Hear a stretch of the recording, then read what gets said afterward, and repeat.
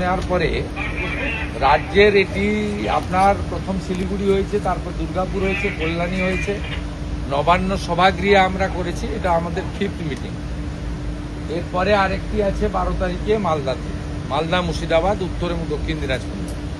আমরা এই যে নতুন সরকারের ভিশন, চিন্তা ভাবনা এবং প্রায় ধরে নিতে পারেন 70-75-80 ভাগই নতুন এমএলএ জিতেছে। প্র্যাকটিক্যালি নিচের তলায় কাজ বিডিওরা করেন, ওসিআইসিরা করেন, বিভিন্ন লাইং ডিপার্টমেন্ট করেন, ডিস্ট্রিক্ট ম্যাজিস্ট্রেটরা নেতৃত্ব দেন, এসপিরা ল অ্যান্ড অর্ডার দেখেন, এডিএম জেলা পরিষদ তিনি ডেভেলপমেন্টটাকে দেখেন, বিভিন্ন পুরসভায় যারা চিফ এক্সিকিউটিভ অফিসার আছেন, বিভিন্ন ডেভেলপমেন্ট অথরিটিতে যারা সিও কমিশনার আছেন তারা দেখেন। আমরা এটাকে কোঅর্ডিনেশন করার জন্যই করছি। এখন ন্যাচারালি আজকে এখানে 35 জন এমএলএকে আমরা ডেকেছিলাম। সেই এমএলএরা 35 জনই উপস্থিত ছিলেন, ইনক্লুডিং মিনিস্টার্স। 35 জনই এসেছিলেন। তাদের মধ্যে 33 জন আমি যে পার্টি থেকে চিফ মিনিস্টার সেই পার্টি ছিল, অপোজিশনেরও 2 জন তারা ছিল। কারণ আমরা প্রথম থেকেই এমএলএ মিনস এমএলএ, এমপিদেরও ডেকেছি। এখানে 4-5 জন এমএলএর মধ্যে আনডিভাইডেড মিদনাপুরে 4 জন এমপি ছিলেন এবং একটা অপোজিশনের এমপি তো বলেই ফেললেন যে আপনারা আমাদের স্বাধীনতা দিয়েছেন কথা বলার আপনি, তাই আমি মন খুলে আজকে ডেভেলপমেন্ট ওরিয়েন্টেডই বলেছেন, খুব ভালো ভালো প্রপোজাল দিয়েছে। ন্যাচারালি আমরা এই বন্ডিংটা তৈরি করতে চাইছি। নির্বাচনের সময় রাজনীতি হবে, সারা বছর কাজ করতে হবে। আমরা অনেক পিছিয়ে গেছি পশ্চিমবঙ্গে, কেন্দ্রীয় সরকারের নানা উন্নয়নমূলক কাজ থেকে পিছিয়ে গেছি, আমাদের নানা পরিকাঠামোগত উন্নয়ন থেকে পিছিয়ে গেছি, মানুষের মূল সুযোগ সুবিধা থেকে পিছিয়ে গেছি।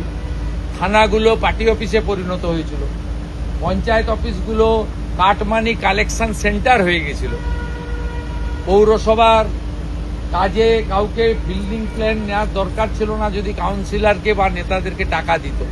এই যে সম্পূর্ণ একটা ডিজাস্টার হয়েছিল গভর্নেন্সে, সেই জায়গাটা থেকে আমরা বের করে আনতে চাইছি যে আইনের শাসন করতে হবে, শাসকের আইন।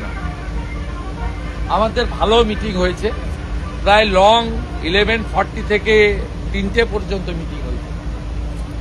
এবং যেটা বলে আমি শেষ করব, এই ধরনের অ্যাডমিনিস্ট্রেটিভ মিটিং বিগত সরকারও করেছেন। এক একটা মিটিংয়ে 5 কোটি টাকা খরচ হয়েছে এবং কলকাতা থেকে ডুমুরজলা থেকে এখানে হেলিকপ্টার ব্যবহার করা হয়েছে। হেলিকপ্টারে ফুয়েলের রেট আপনি জানেন কত বেশি। আমাদের এই মিটিংটা যদি ডিএমকে দিয়ে আমি ক্যালকুলেশন করে জানতে চাই যে একটু মিনিমাম আপ্যায়ন, একটু মিনিমাম ব্যবস্থাপনা, মিনিমাম, তাহলে দেখবেন এটা মানে 5 লাখই হয়তো ক্রস করবে। গোটা রাজ্য থেকে 7-8 হাজার করে পুলিশ আনতে হতো। আগের দিন থেকে বিভিন্ন কলেজ, স্কুল পুলিশে ভর্তি হয়ে যেত।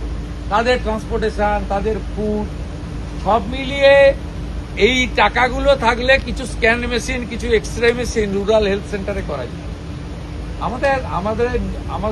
আমাদের চলার পথ পুরোটাই for the people, by the people, of the people. এই সরকার প্রো পিপল, মানুষের জন্য যা কারণ করবে, আমাদের নিজেদের কিছু কোনো এজেন্ডা নেই।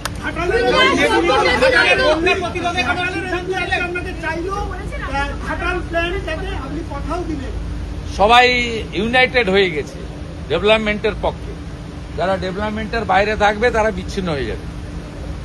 আমি তো বলছি, ঘাটালের এমপি তিনি একটা কথাই বলেছেন যে ঘাটাল মাস্টার প্ল্যান আমার কমিটমেন্ট ছিল।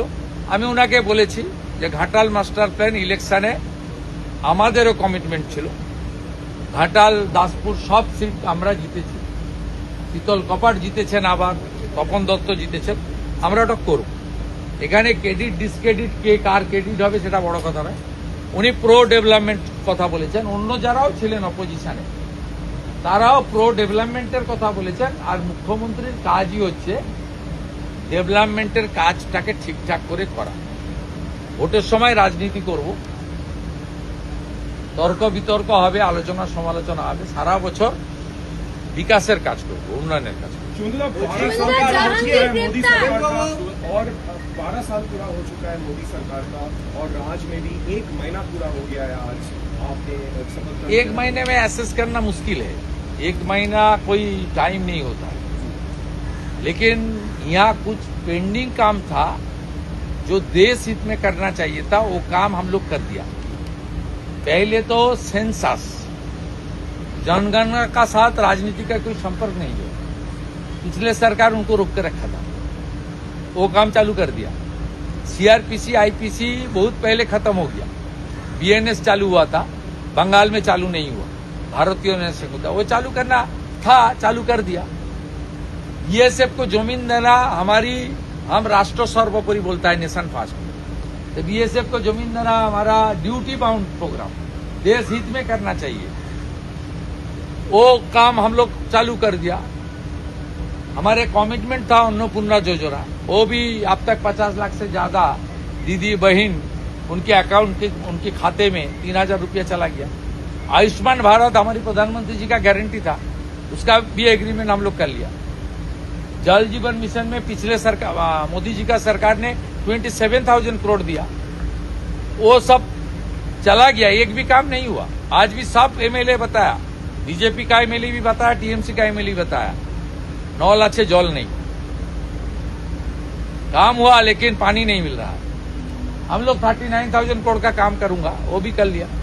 पुलिस का हालत कैसे कर दिया था, एनएच के ऊपर कितना गार्ड लेता था, कितना चल रहा था, ये सब बंद कर दिया हम लोग। इसलिए जो करना चाहिए वो हम लोग किया है, आने वाला दिन भी करूंगा।